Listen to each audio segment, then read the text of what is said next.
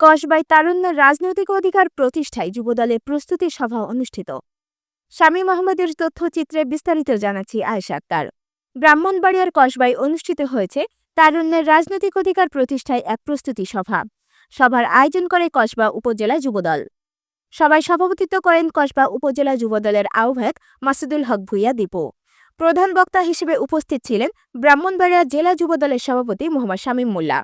বিশেষ অতিথি হিসেবে বক্তব্য রাখেন জেলা যুবদলের সাধারণ সম্পাদক ইয়াসিন মাহমুদ, সাংগঠনিক সম্পাদক জালাল উদ্দিন, কসবা পৌর যুবদলের আহ্বায়ক মহসিন মোল্লা, সদস্য সচিব রাকিব মিয়া এবং সাবেক যুগ্ম আহ্বায়ক জনাব সাইদুল্লাহ।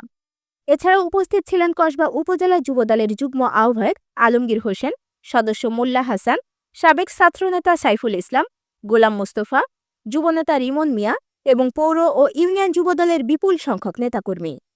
সভাটি সঞ্চালনায় ছিলেন শহীদুল হুদা শিপন ও শহীদুল খা।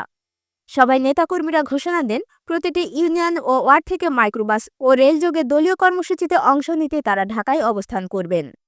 এই প্রস্তুতি সভা যুবদলের সাংগঠনিক শক্তি ও তরুণদের রাজনৈতিক অধিকারের দাবিকে আরও শক্তিশালী করেছে বলে মত দেন বক্তারা।